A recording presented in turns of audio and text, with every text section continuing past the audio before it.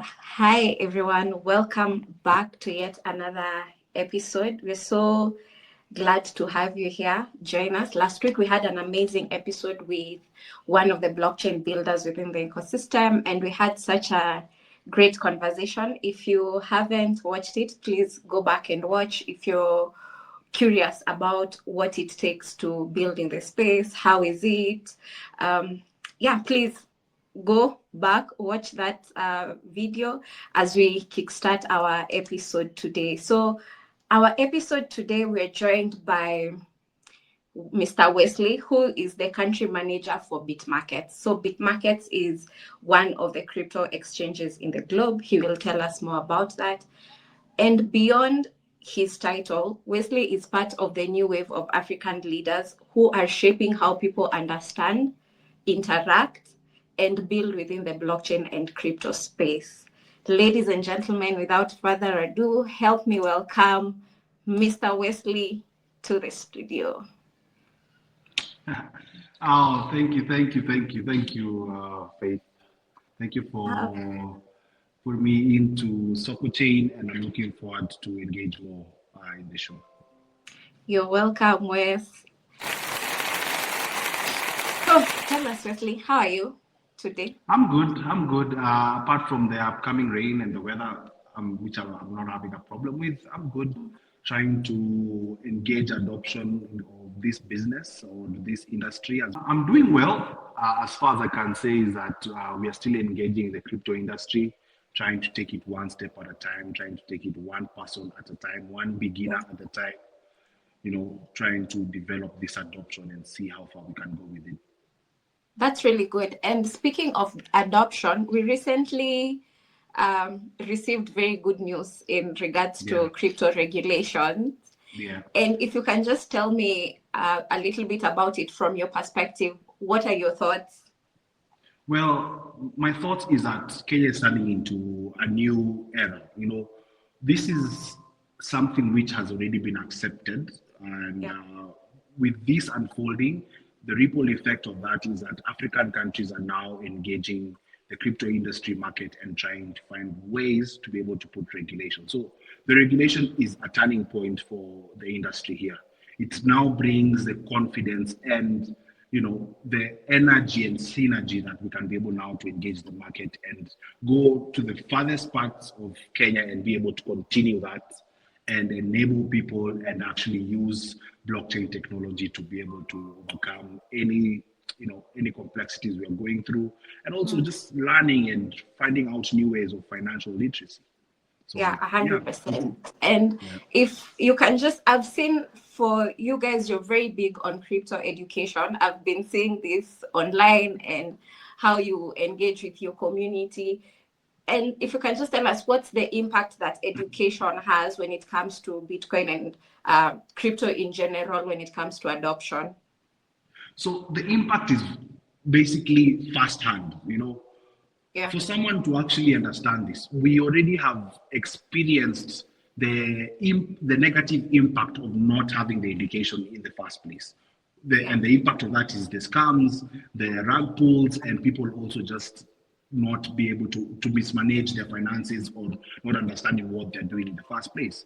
But the impact right now is actually to engage people to learn and understand on how to use it, and also to understand the origin and the history behind it, which also brings the idea of how decentralized finance has enabled so many factors of finance, and also how centralized systems have disenabled so many factors of our life also. So with this comes the idea of someone being able to actually own their product and own their wallets and own their businesses, and actually have the capability of, developing towards new technologies like blockchain technology. And also education is utmost important for anyone, because in one way or another, we want people to learn and utilize these new technologies that are coming, and also have the capability of transferring information downwards.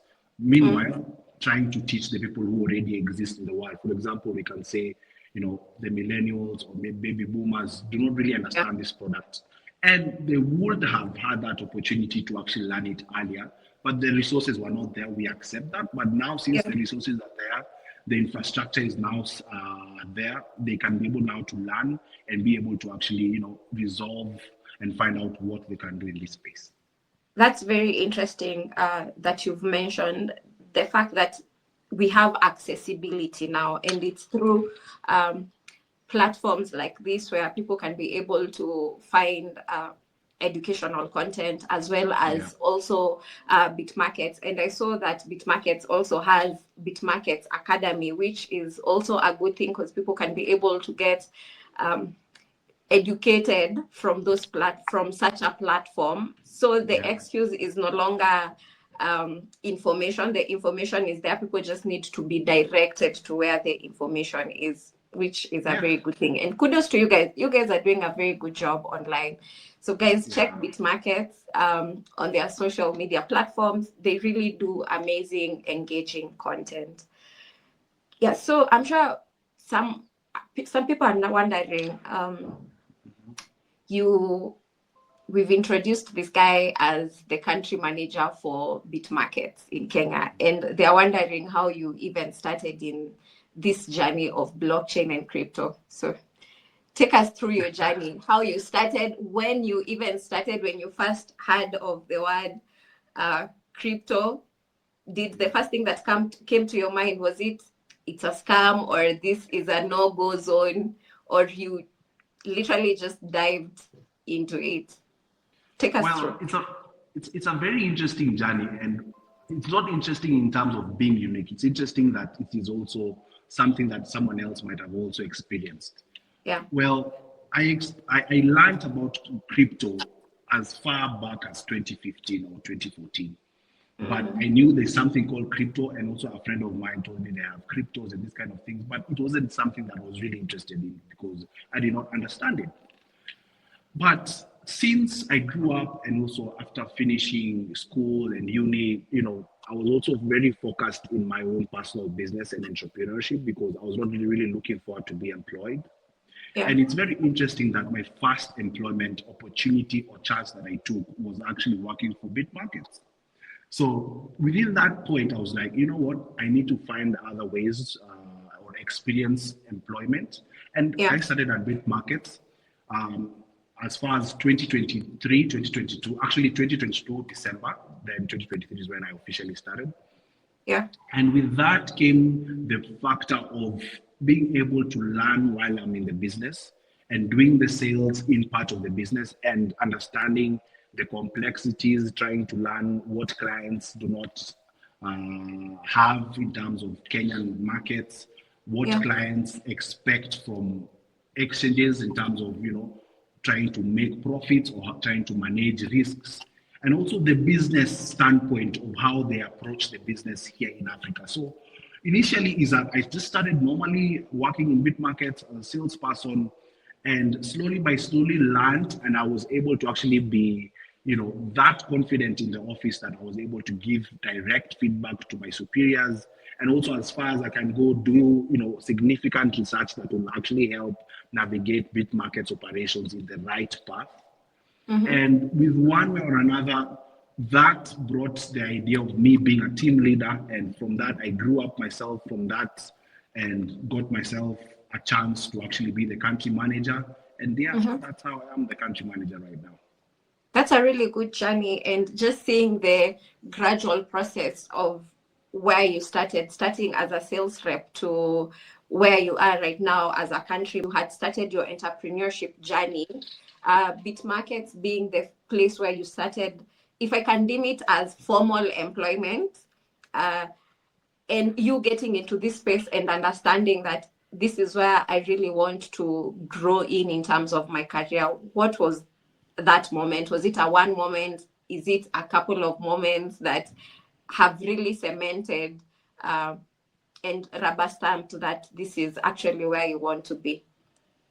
So the whole point was to understand, when you're entering something new in employment, you're trying to find out why is this business even here in the first place, right? Yeah. And also, why is cryptocurrency there in the first place? So I was very, very hesitant. I was very curious to find out what is all this. So within that is that I was able to learn the journey Bitcoin itself took, all right, and what happened in Bitcoin and the history behind Bitcoin and the Yeah. technology behind Bitcoin as being the first blockchain network.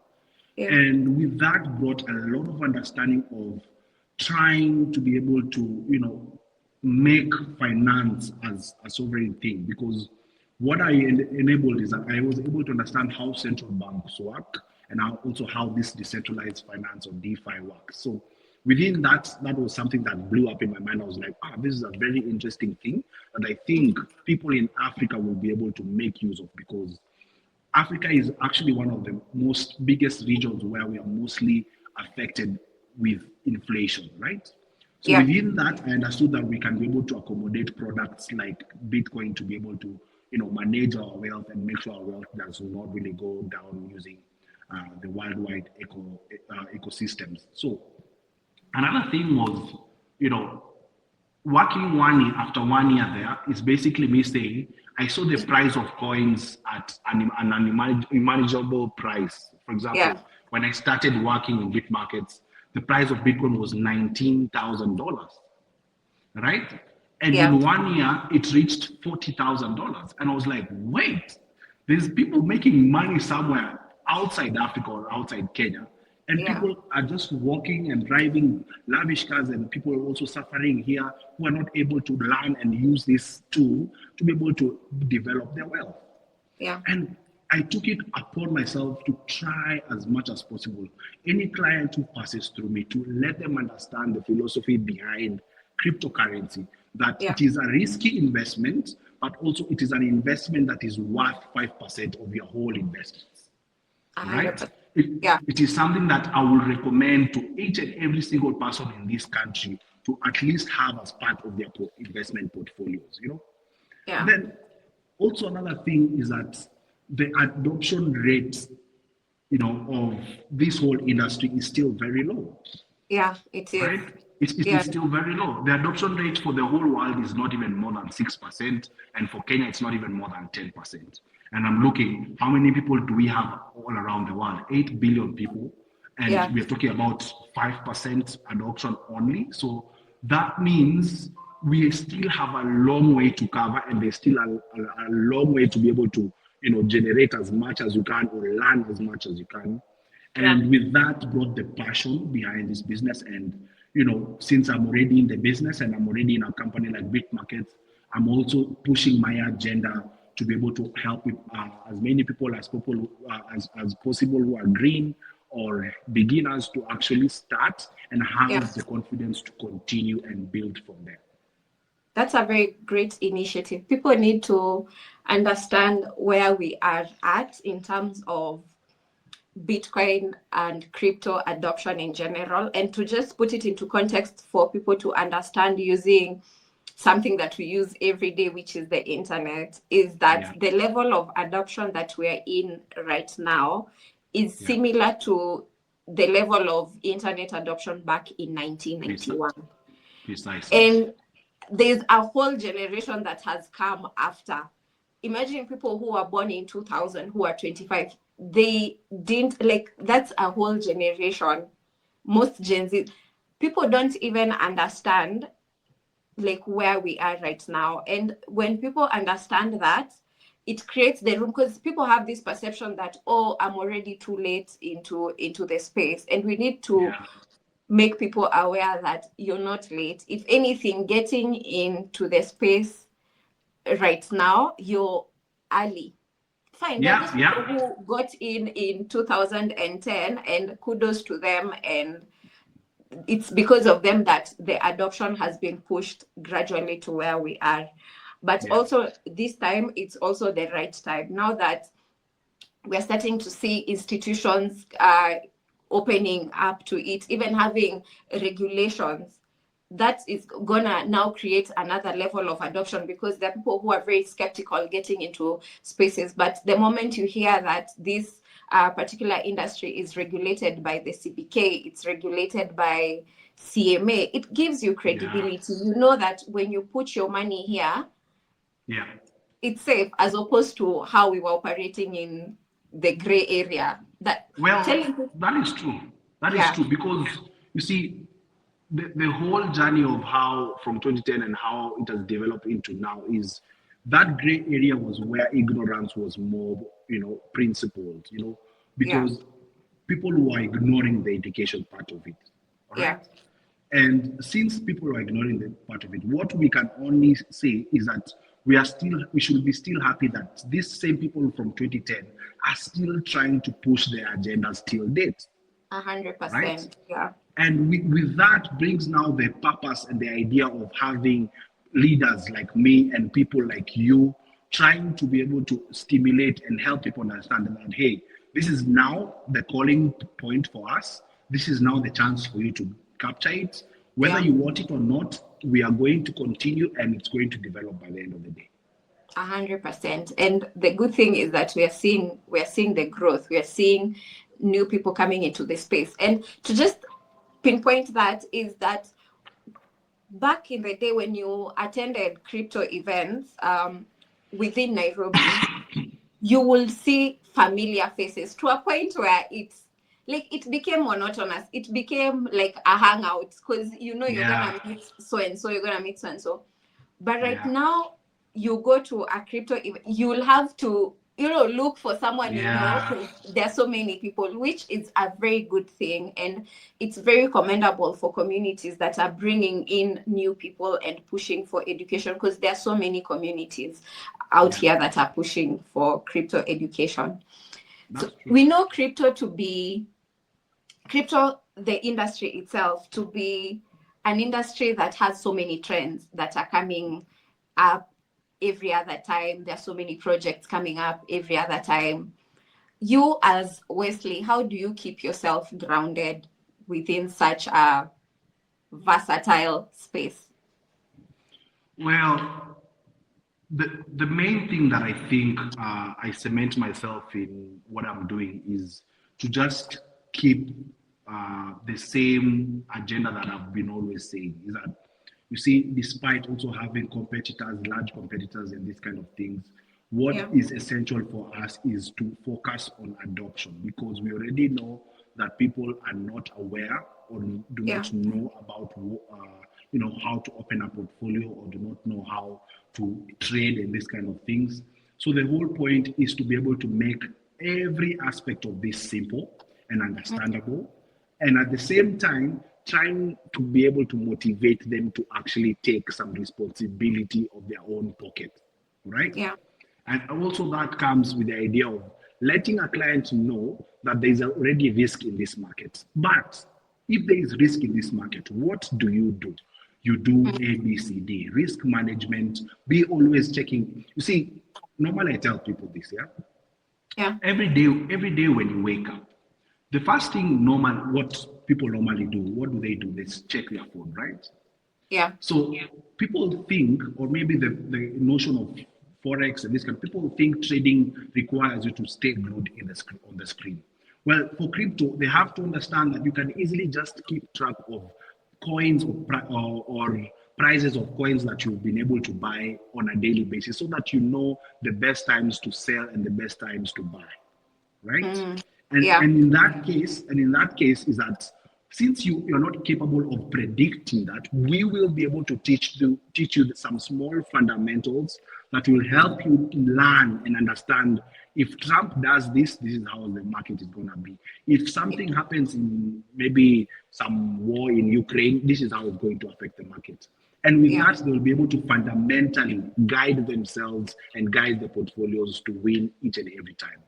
So what I'm saying is that um, the agenda that I push here in Kenya is that I want each and every person to have a feeling of how to open their portfolios and continue from there. You don't have to continue making millions and millions at the same time you're forgetting that you also have to make sure you're preparing cold wallets and hot wallets somewhere, Yeah. and trying to also navigate what coins to buy and what not coins to buy.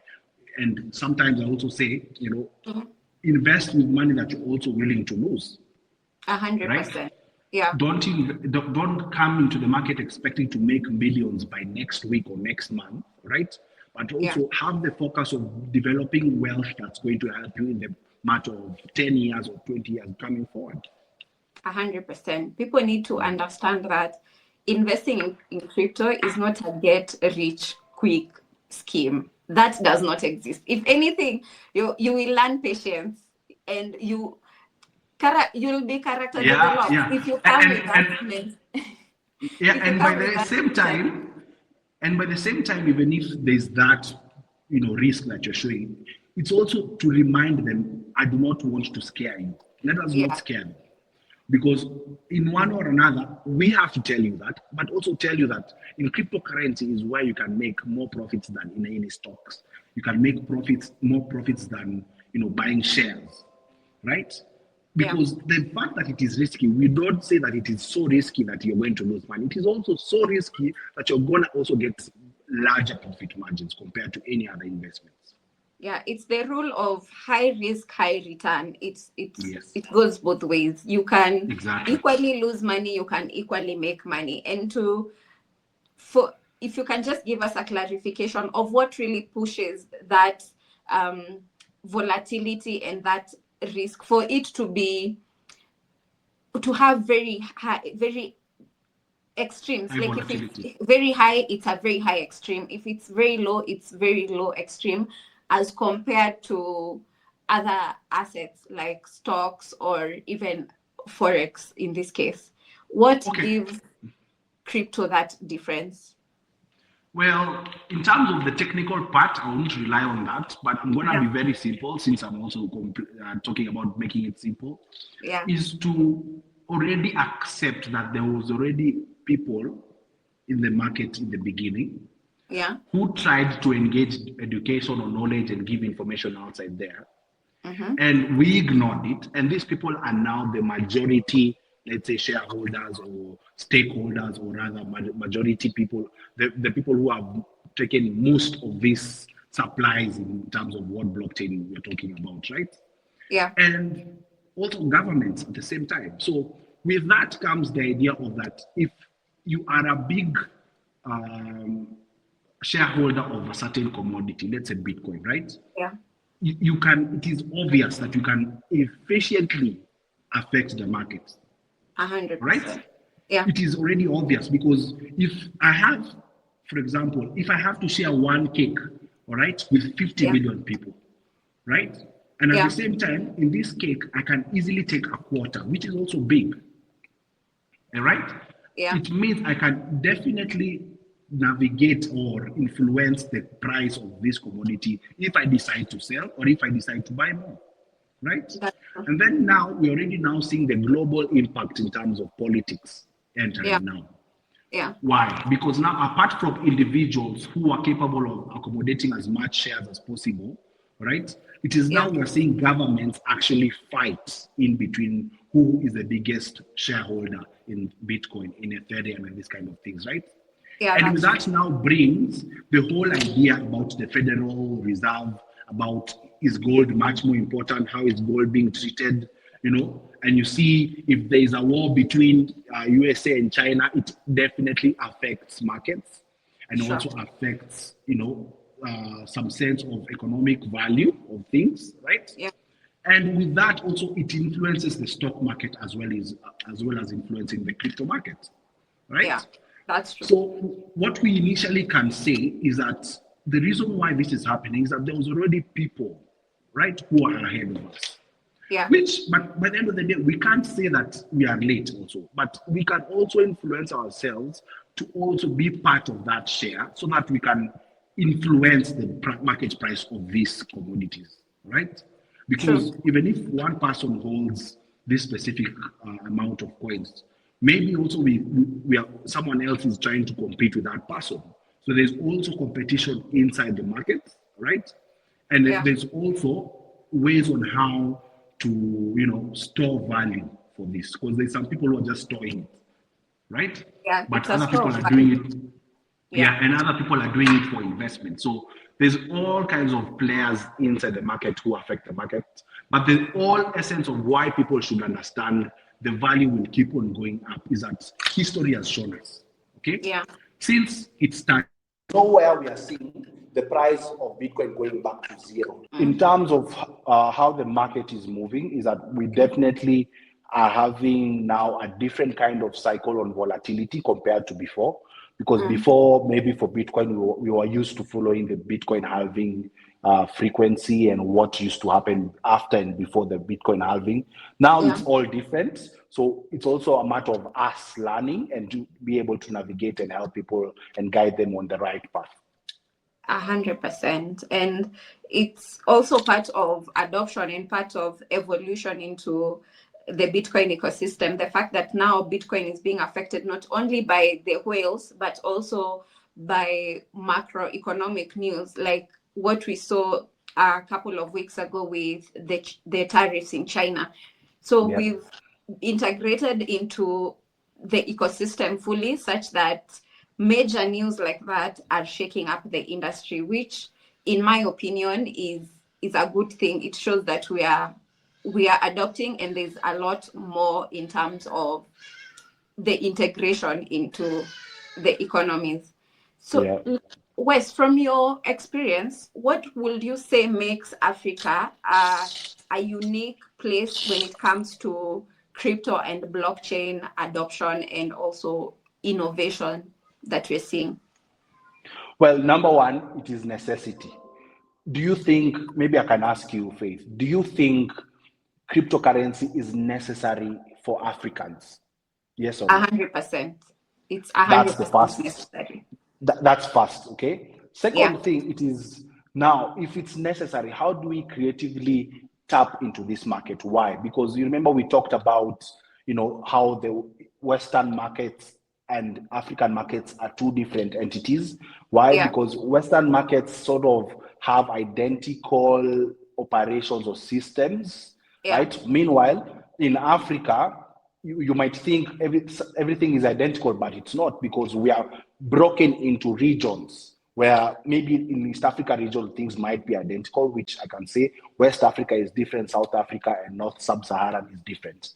Which is the creative unfortunate. It's very unfortunate for us. If only we can have a Pan-African coin or currency, that will make a difference of some sort. We can be able to operate as one. But the way you're saying, the way we are splitted into regions, I find in East Africa we do our own things differently from the way West Africa does it, the way South Africa does it. And to be honest, it's very unfortunate. Yeah, but there's something now we have to realize, is that we are still one region.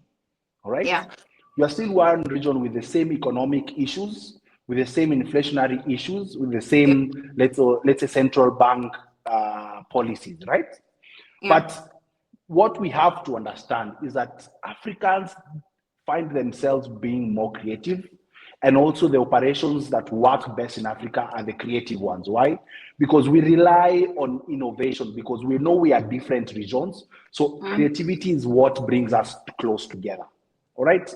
And also we have to understand that people in Africa do not use crypto for investing.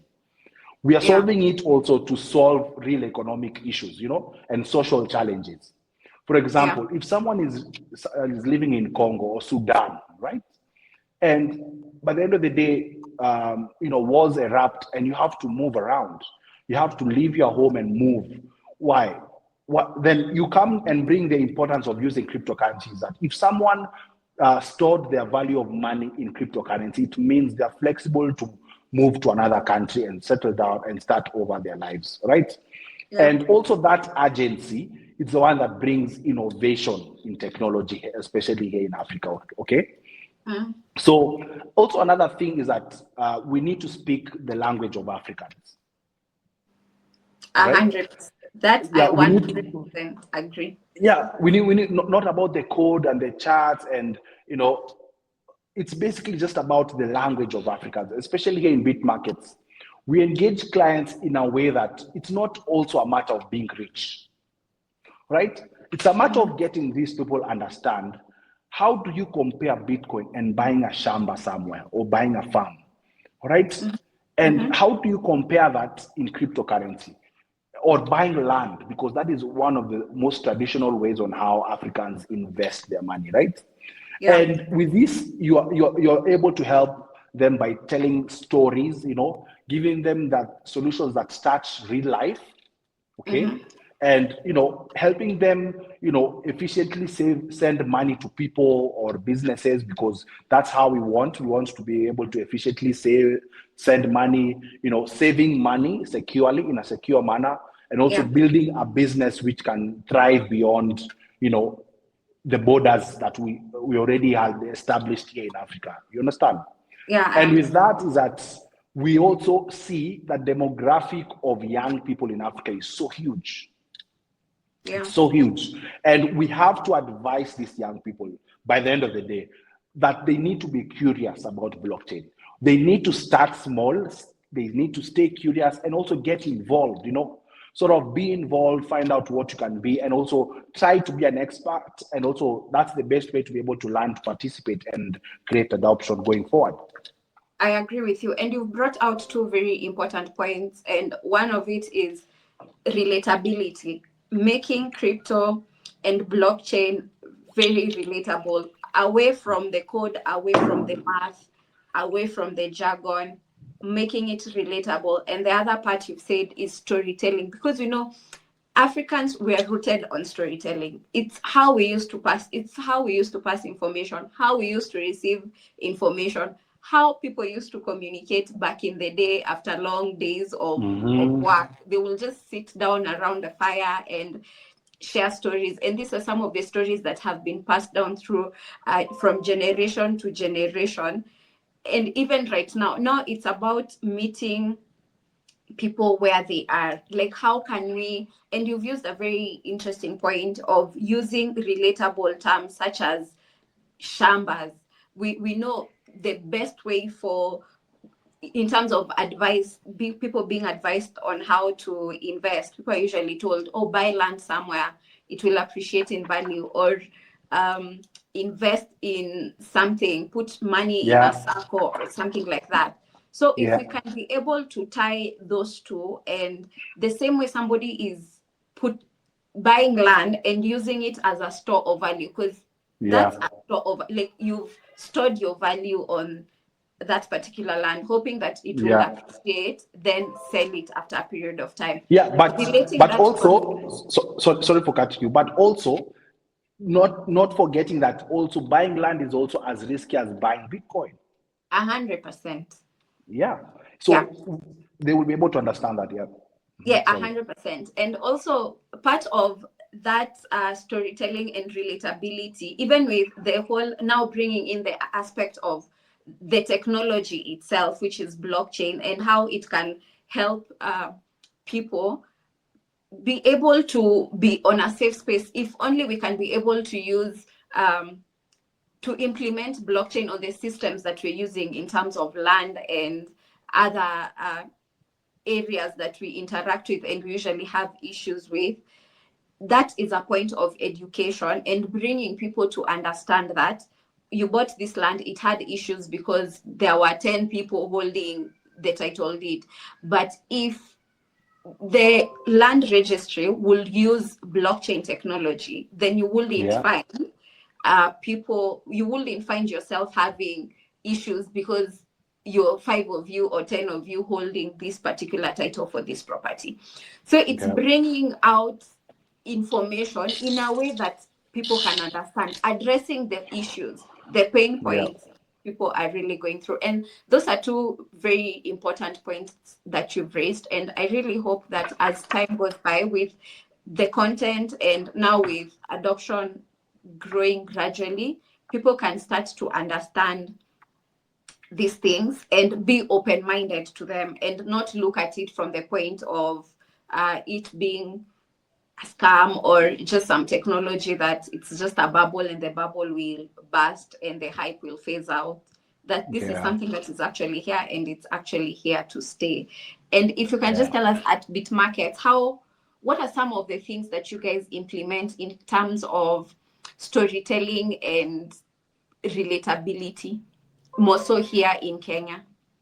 So number one is I engage my sales representatives to number one, you don't have to talk in fluent English to attract a client, okay? I engage them, just talk to the client and be honest, be assertive also in what you expect. And also, as far as I can say, have a nurturing sense of conversation, okay? Let them understand that you do not have to start big. Let the clients understand that, you have to start small and also build up some curiosity, to be very honest. For us to be able to get adoption rates going high is that we have to build up more curiosity. How people are actually using this. In what ways are people using this apart from even in finance, right? And also, that storytelling is one main focal point on how our salespeople here in Bitmarkets do. We want to be able to storytell to a client so that the client can feel, hey, this is someone who is very important, I would like to engage with, and come to the office, because at the same time, we have an office whereby we expect clients to at least come to the office, have a feel of the office even in the first place. Because if the client comes and feels there's an office, the person on the other side of the phone or laptop who I talked to last week or yesterday is actually a real person, and that person is sitting right in front of you and can teach you the A, B, C, D that you expect for starting, right? Yeah. And also another thing is that we have market specialists who assist or guide clients after they've been already onboarded on Bitmarkets, okay? So this is not just like any support. This is someone who is trained by Bitmarkets, who is an employee of Bitmarkets, and can help you navigate or help you diversify your portfolio or give you somewhat kind of an advice, but not really an advice, but to help you and nurture you in terms of engaging your discipline. For example, some people panic when the market is dropping, crashing, and they think, oh my God, my money is gonna go and this kind of thing. So having this market specialist in play is going to help them understand that, hey, Shio, the market is crashing, yes, that's true, but it is also not the time to buy out because you're going to book your losses. It is the time to add more so that you can help yourself or help your portfolio gain better profits in the coming future, right? So having this dynamic inside the office and inside the country like this will help each and every client who comes be comfortable staying in the platform and actually have the confidence or the feel of, I can reach out to someone in case I'm experiencing an issue. Let me call them and I can chat and find out what I can do for my portfolio. Or maybe I want to learn something else on the platform. Maybe I want to learn on how to do margin trading. You set an appointment. This person is in the office. You come, sit down. You get your training on trades one-on-one. Not even bringing a huge chunk of people and teaching them. No, it's one-on-one. Right? That's very commendable that you guys are actually doing that, because I can only imagine it takes a lot of time and resources, and it's really good that you've actually taken that initiative to even have a physical office with a space whereby you can accommodate people to come and guide them on how to go about their journey in trading in whatever area of trading they're doing, it's really commendable that you guys are doing. And you see also it's that sense of relating to the client as the salesperson or as the country manager or as the market specialist, because you relate to the client. How? If the client is, for example, maybe he's going to tell you the mother is sick, and this kind of things. And also maybe the client, maybe for example, you find some people, maybe they want money to just go party or something like this, okay? So having that relatability brings the idea of, I understand these clients, they need this cash because of emergencies, no problem. You're able to actually off-ramp your money and continue. But by the end of the day, what you realize is that they still have their portfolios running, despite also maybe taking out some cash or something like that. And also at the same time is also letting the clients understand that since you started small, all right, the goal that you want to reach by the end of the day, when you're talking to the client and you tell the client, what is your goal? What is your success goals? I can relate that this client wants to buy a Mercedes-Benz by next year or get married and have a family, all right? And with that, we can relate to the client and know that if you want to achieve these goals, this is how I can help you achieve these goals. A, B, C, D. And now you find that this person who started small will now be motivated to continue and add more on their portfolios. And eventually, what do they end up seeing? Huge profits and gains, and they're confident enough to continue. That's really good that you guys are doing that. And as we wind up, we are already 40 minutes into the conversation, which feels like a very short time. Yeah. As we wind up, what advice would you give somebody who's listening to us or watching us and would like to get into the space and they don't even know where to start? What advice would you give them? Well, to be very honest, it's just something simple, okay? Do not sit down there. Do not sit down there and watch everything unfold and this revolution happening. Just be part of it, all right? Close your eyes and say, let me be part of it and have a feel of what's going on and, be part of this revolution, be part of this industry. And every wallet that you open will be able to help every community get educated, right? And every idea that you're also trying to test, or that idea that you're trying to test, it will also bring bring everyone closer as Africans to control that narrative of having a digital economy inside our continent or our country. That's really good advice. Just start. Close your eyes and start. And it's a good thing that we have platforms like yours and platforms like this that tell people, or rather give guidance as to how one can be able to start. Thank you so much, Wes, for joining us. As we wind up, if crypto was a book in Africa, what chapter would you say we are in right now?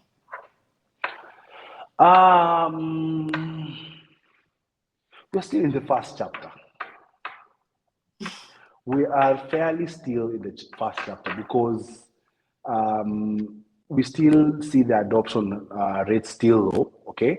But what we are seeing is that we are winding up, we are looking like we are winding up that first chapter and entering a new chapter. So we are basically winding up the first chapter, but we also want everyone around Africa and Kenya to understand that they can be part of that story, right? And for them, it means that we just take it one step at a time, one block, one idea, one belief at a time. That's good. We are still in chapter 1. Yes. That's a very good way to wind up. Guys, we're still in chapter 1 of this book. We don't know how many pages this book will have, but one thing we can take away is that it's still the right time for us to get into the space. There's still enough time for us to get into the markets, learn. You're never too late. So we are done with our episode, Wes. Thank you so much. Thank you so much. We are proud to be part of all this. 100%. So where can people find you? Where is Bitmarkets? Bitmarkets is it's an international exchange. So, but we have an office here in Nairobi, Parklands, Diamond Plaza 2. People can find me also on social media. They can go on Instagram, Facebook, LinkedIn. Find me there at Sawes or Wesley Ndirangu. That's my full name. Ask me any question, DM me, and also if you want, reach out to me. All right. Thank you so much, Wes, for joining us. It has been such an impactful episode. Thank you for sharing your insights on how we can be able to get into the crypto market and how we can be able to navigate it, because it's not too late for anyone to start in the market. So thank you so much, guys. Until next time. Bye. Bye.